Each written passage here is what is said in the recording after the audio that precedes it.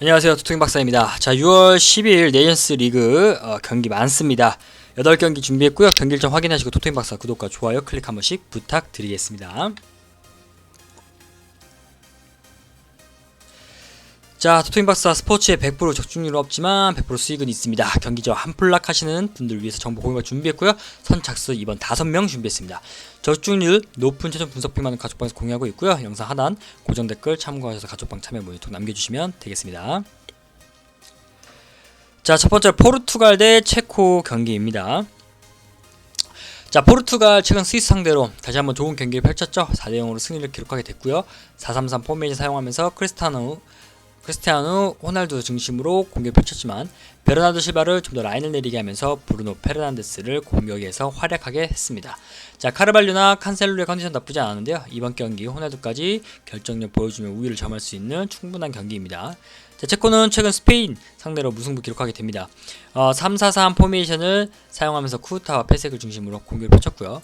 최근에는 수책의 중원 또한 안정적이었다. 그 다음에 하지만 공격 전개 자체는 좋지 못했지만 홈에서 스페인을 상대하면서 점유율을 20%밖에 가져가지 못했고요. 전방에서의 결정력 자체는 좋았지만 너무 많은 슈팅 기회를 내줬습니다. 이번 경기 중앙에서 밀리면 수비적인 전술 사용할 수 있겠지만은 포르투갈은 전방에서 해줄 만한 선수가 있기 때문에 승리는 포르투갈한테 갈 것으로 예상이 됩니다. 자, 노르웨이 대 슬로베니아 같은 경우는요. 노르웨이는 최근 스웨덴에서 승리를 기록을 하면서 좋은 분위기 이어갔죠. 공격진에서는 엘링 홀란드가 두각을 나타내고 있고요. 최근에도 멀티득점 기록을 하면서 측면에서 엘리오 누시와 솔로로스가 어느정도 공격적인 과정에서 좋은 모습 보이다가 외대거리를 중심으로 중원 또한 안정적이었기 때문에 이번 경기 무난한 공수 밸런스 보여줄 것으로 예상이 됩니다. 자, 슬로베니아 같은 경우는 최근 세르비아를 상대로도 패배를 좀 기록하게 됐고요. 5-3-2 포메이션을 사용하면서 셰슈코나 자이치를 중심으로 공격을 펼치는 슬로베니아가 되겠는데요. 최근에는 수비에서 문제를 좀 보이고 있었습니다. 자, 5백 전술을 활용함에도 불구하고 수비에서 상당히 부진한 전력을 보여주고 있고요. 이번 노르웨이 슬로베니아 경기에서도 엘링 홀란드를 막을 만한 수비를 보일 것으로 예상이 되지 않습니다. 자, 이번 경기 노르웨이 승리를 예상하는 바입니다. 자, 스웨덴과 세르비아 같은 경우 경기입니다. 자, 스웨덴은 최근 노르웨이한테 패배를 기록하게 되면서 중원에서 안정적인 전력을 보였지만요. 수비에서 엘링 홀란드를 막지 못해서 패배한 경기였고요.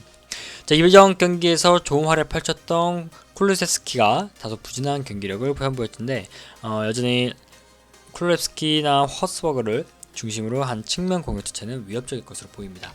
전방에서 아이작이나 클라에서는 결정력이 중요할 것으로 보이고 이번 경기에서도 경기 자체는 주도할 가능성이 있습니다. 자, 세르비아 같은 경우는 최근 슬로베니아 승리를 좀 기록하면서 3-4-1-2 포메이션을 사용하면서 밀린코비치, 사비치와 그 다음에 유바노비치, 미트로비치의 전방에서의 연계가 상당히 좋았다고 보고요. 중원에서 일리치와 막시모비치의 활약 또한 좋아서 공수에서 좋은 밸런스를 가지고 있었다고 봅니다. 자, 측면 윙백 전력에서 미트로비치나 밀린코비치가 좋은 활약을 펼치고 있기 때문에 스웨덴의 측면 전력에 크게 밀리지 않을 것으로 보이고 따라서 이번 경기는 양팀의 접전 끝에 무승부가 될 것으로 좀 예상이 됩니다. 자, 코소보 대 북아일랜드입니다. 자, 코소보는 최근 그리스 상대로 패배를 하면서 최근 경기 자체는 크게 나쁘지 않은데 페달리티와 아리아네 브리치가 모태장 당하면서 패배를 기록한 부분이 아쉬운 부분이고요. 자, 이번 경기에서도 4-2-3의 포메이션 사용하면서 전방에서 무리키나 라시차로 득점을 노릴 가능성이 있겠지만 측면 풀백인 알리티가 출전하지 못한 데다가 골키퍼인 무리치까지 나오지 못했기 때문에 측면 공격 전개가 수비에서는 기복을 보일 가능성이 있다고 봅니다. 자, 북아일랜드 같은 경우는 최근 키프로스에 무승부를 기록을 하면서 4-1-4-1 포메이션을 사용하면서 우월한 중원을 바탕으로 공격적으로 나왔지만요. 전방에서 레퍼티가 득점을 기록하지 못했습니다. 자, 매 경기마다 수비에서 큰 문제 겪고 있고요. 전방에서의 결정력은 매우 부진한 해당 팀이 오히려 코소보에서 결정을 지어줄 만한 무리키나 라시차가 득점을 기록할 가능성이 있습니다. 따라서 이번 경기는 공격력 좀 더 우세한 전력이 예상되는 코소보의 승리로 좀 가보겠습니다. 다음은 지브롤터 대 불가리아입니다.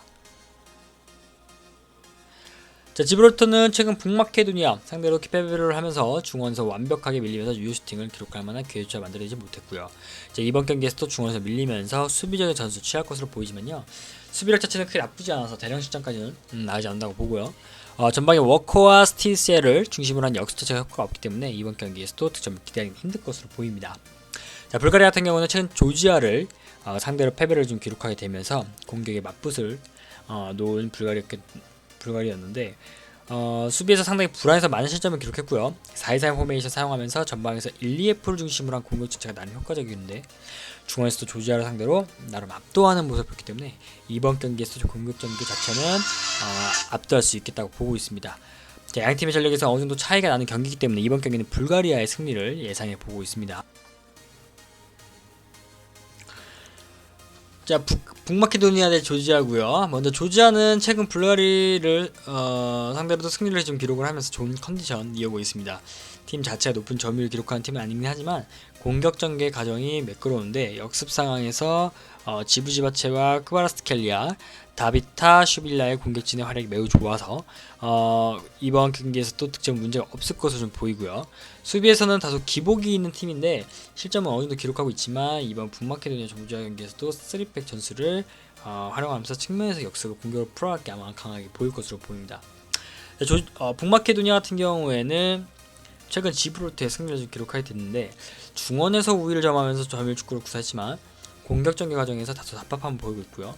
조지아가 승리를 거뒀던 불가리아전에서도 북마케도니아는 상당히 고전한 모습을 보였는데 이번 경기에서도 수비에서는 큰 기복이 없겠지만요. 공격력에서는 여전히 역습이 매끄러운 조지아가 강력할 것으로 보입니다.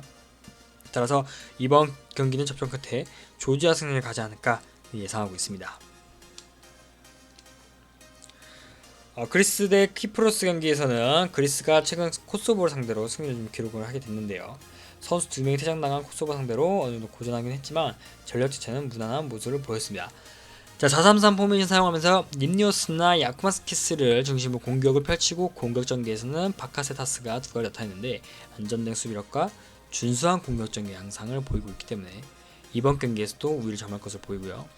키프로스는 최근 북아일랜드 대 무승부를 기록을 하면서 3-5-2 포메이션을 사용하면서 크레스피와 소테리오를 중심으로 공격을 펼쳤는데요. 결정이 너무 좋지 않아서 득점을 기록한 경기가 최근 손에 꼽을 정도고요. 수비에서는 그나마 안정된 모습을 보이면서 고이치와 카텔라리스, 코레아를 중심으로 한 수비가 점점 안정된 모습을 보이고 있습니다.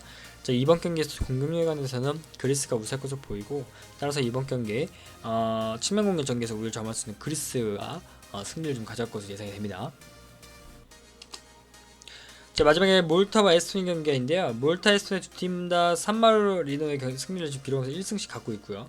몰타는 최근 산마리노를 상대로 우위를 점했고 산마리노가 수비적인 전술로 대응을 하긴 했지만 대체적으로 몰타 흐름 경기가 진행이 됐습니다. 자, 몰타 3-4-1-2 포메이션 사용하면서 다소 공격적인 모습 보였는데 전방에서 공격력 여전히 하셨고요. 중원에서 만들어내는 능력이 있었습니다. 자, 이번 경기에서 크게 밀리지 않을 것으로 보이게 되는 몰타고요.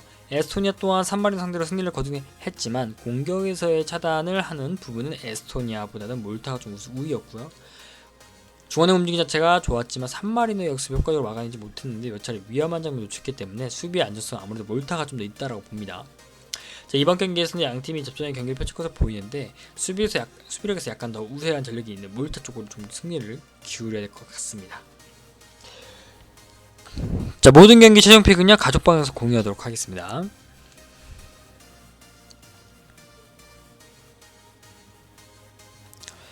자, 토킹박사 무료로 이용할 수 있는 가족방 이용 방법입니다. 첫 번째 영상 하단에 고정 댓글 참고하셔서 링크 클릭하시고 정보 공유만 참여 모니터 남겨주시면 안내 도와드리도록 하겠습니다. 자, 매일매일 업데이트된 경기 정보들 올라오고요. 타 종목들, 축구 외에 타 종목들도 정보 이루어지니까 정보 공유 받아보시면서 눈팅만으로 가능합니다. 정보 얻어가시고 무료로 최종픽 올라오는 거 건져가시면 되겠습니다. 자, 지나간 최종픽은요 가족방 검색창에 토토킹박사 검색하시면 언제든지 확인할 수 있습니다. 토토킹박사 구독과 좋아요 클릭 한 번씩 부탁드리고 영상 하단에 고정 댓글 참고해서 링크 클릭하시고 참여 모니터 남겨주시면 안내 도와드리도록 하겠습니다. 참여 안내는 선착순 5명에게 주어집니다. 다음 영상에서 찾아뵙겠습니다. 감사합니다.